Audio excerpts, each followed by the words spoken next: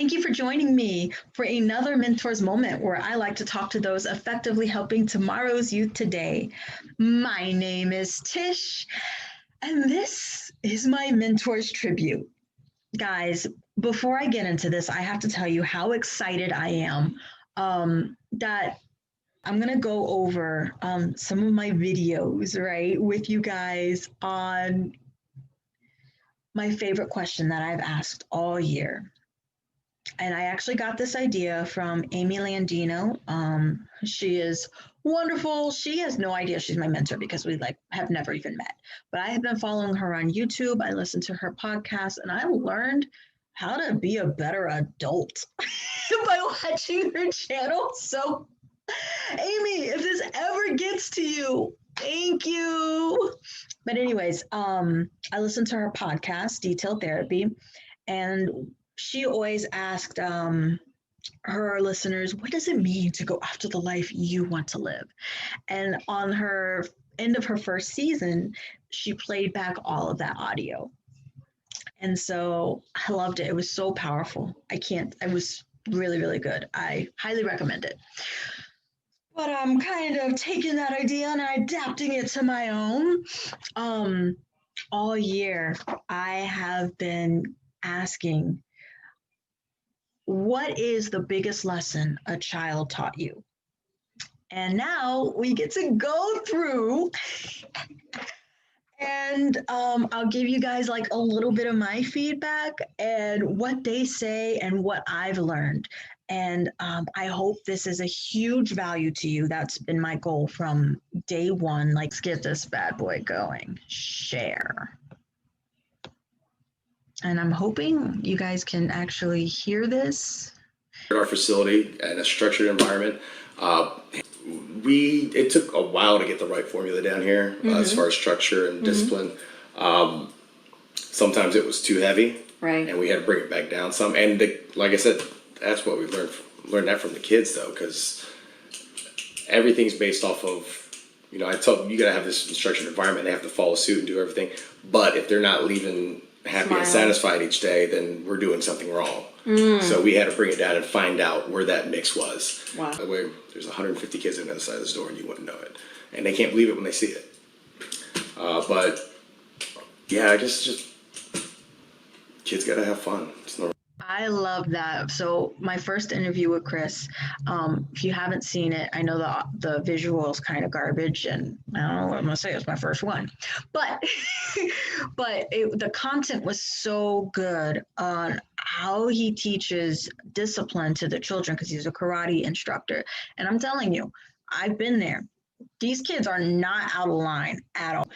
But I loved how he ends it because it's so serious, right? And in the end, he's just like, kids gotta have fun, like, yeah, we're structured, yeah, we do this and that, but if they're not leaving happy and smiling, then we're doing something wrong. And I really respected that. I really did. Okay, so Chris, hopefully you're watching, but thank you for that. Okay, guys, video 2. So this next one, a teacher's take on patience. This was one of my favorite interviews. Did I mention favorite? This was with my auntie Retha. And I don't know why, if it's just because she's my aunt or something, but like I had like a new level of respect. It was like a different way of talking, like growing up, you were talked to adult child, and this one was like talking with, and I learned so much, and I don't know why, but I felt so emotional having this sit down with my aunt and the things that she had to say. But we're talking about her biggest takeaway, so let's go to that and then I'll come back. All right, let's. Really? Miss, I think you did that wrong.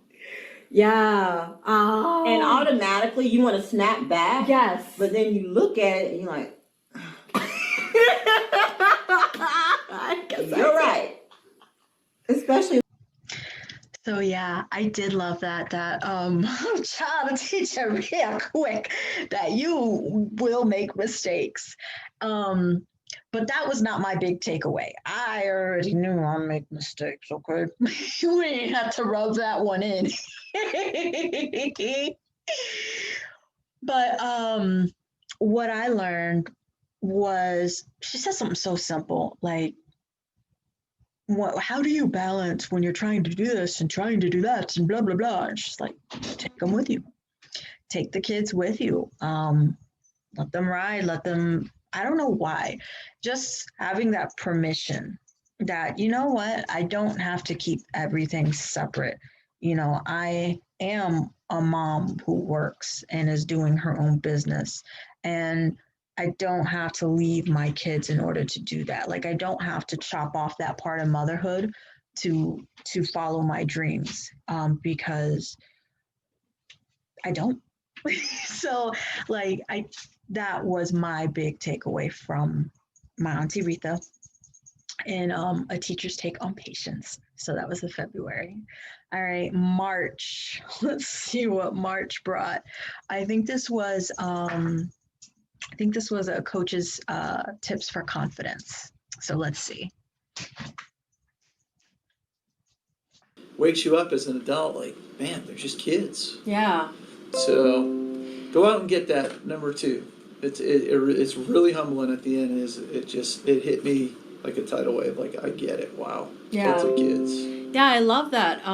Because you're right. I think we do add a Where the coach was like, the biggest thing he learned from kids is that kids are just kids.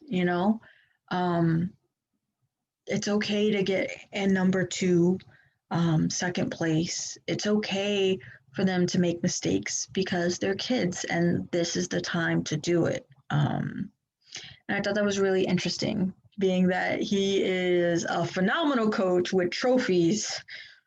Oh, the yin yang. If you watch my teaser film, you'll see like he starts pulling them out. I mean, he's, I'm gonna say he's a winner. Like he's got all the trophies to prove it. But for him to be like, it's okay, they're kids. And I think that that's the same thing that the karate instructor had said. You know, the kids got to have fun, right? So, good to know. I learned from him, Rocco, if you're watching, I learned that the power of influence. In there, he says, who do you want watching your kids? Do you want them doing God knows what on a Friday night, or do you want them having a scheduled activity with people, teachers, parents, things like that who care about them?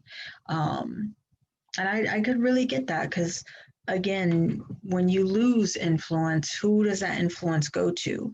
It's best to have it in an appointed structure environment where your kids are safe, as opposed to who knows. And I also learned applicably, we're gonna run with that. That you need momentum for confidence.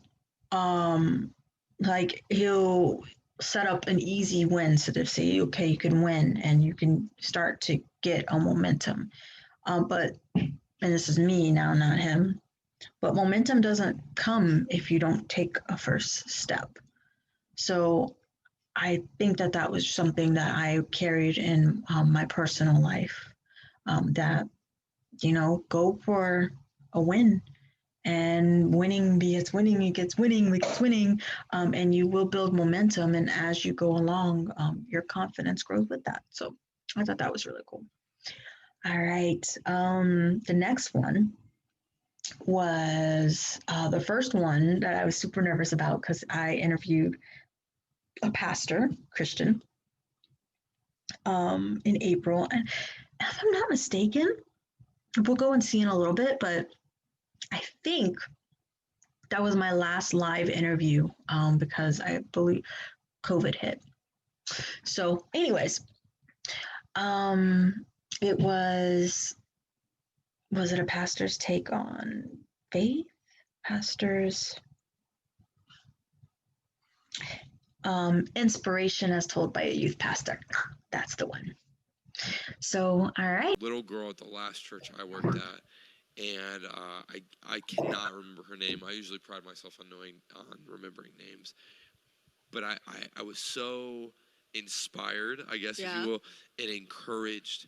This girl was in 4th grade, and she was taking notes at an elementary teaching that we were giving. Mm-hmm. And I literally, number one, I was astounded that a 4th grader had brought a notebook and was writing and journaling about what God was teaching her. Mm-hmm. That was number one. And then I sat down with, her name is Carly. Hi, Carly.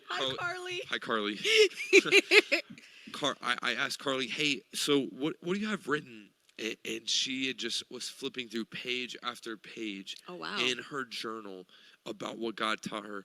And what it showed me is that kids actually understand so much more than we think they do.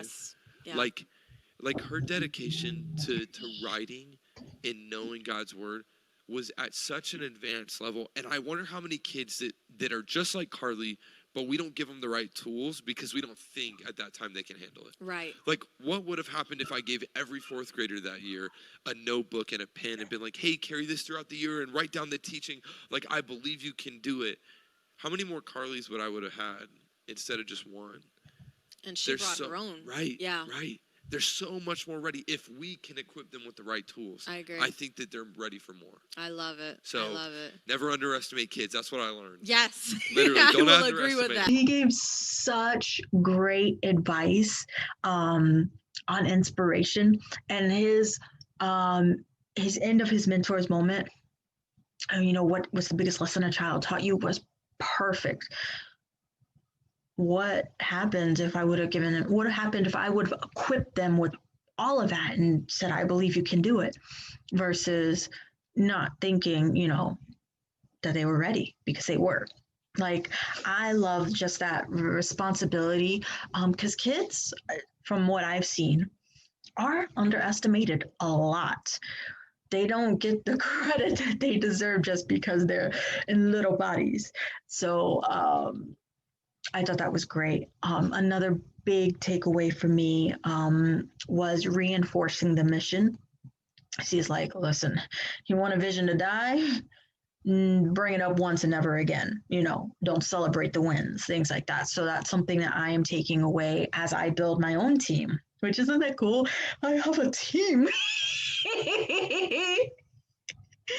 I could not have said that a year ago. But as I build my own team, to remember, we just created core values, and we're going to have that rolling out in 2021, and just really drilling it in, because I don't want them to forget. I don't want the vision to die. That's why, look, it's on my board, changing tomorrow today. Today, not tomorrow. We're changing tomorrow. Today. Does that make sense? And yeah, that was one of my personal takeaways from you, Christian. So, Christian, I thank you for your energy, your positivity, what you do with these kids, how you lead with them instead of like in front of them, relationship first. Like, listen, guys, this video ain't get a lot of like views. I think there was only to date 30. Okay. Didn't get a lot of views. Why? I don't know. It was a great video. Like, there's so much insight. So if this is a video that you have skipped, I am saying I would really encourage you to watch it, because like, I think now in 2020, we could use a little bit of inspiration. You know what I mean? And I really found his stuff like phenomenal. Much respect, Christian. Much respect. Okay. So on to the next. So this was my mother's tribute, and so it was just an interview with the mom, and I had no idea it was going to be as spiritual as it was. I wasn't looking for that, to be honest with you. I wasn't even expecting it. even though I didn't know her from church, I just wasn't like, I had no idea. And I was like, dying. Okay. like, like, but, anyways, her, I learned a lot from. But let's go ahead and let me share the screen and let's hear her answer of the biggest lesson a child taught her together. All right. But it helps me to practice sacrificial love. And motherhood is something that you can't tap out. Even when you're tired, even when you're frustrated, even when it seems like everyone's doing everything to get on your nerves. It's like, is it attack mommy day? Like, what's really going on here? It teaches you how to tap into the Lord when your capacity runs out and you have nothing left. Okay, God, I need you to take the wheel. Mm-hmm. Because I don't want 10 minutes from now, I have to repent because I did something that I regretted doing. I said something I regretted saying. Or my heart condition isn't right, you know? So it's teaching me sacrificial love and also how to let God allow his strength be made perfect in my week. And but I definitely agree with her on motherhood is not something that you can just tap out. And it does, sort of like Auntie Rita said, you'll quickly learn that you got a lot of growing to do. Like, well, nothing, and this is my honest opinion, nothing grows you like a child. Isn't that weird? Like, you're supposed to be helping them grow.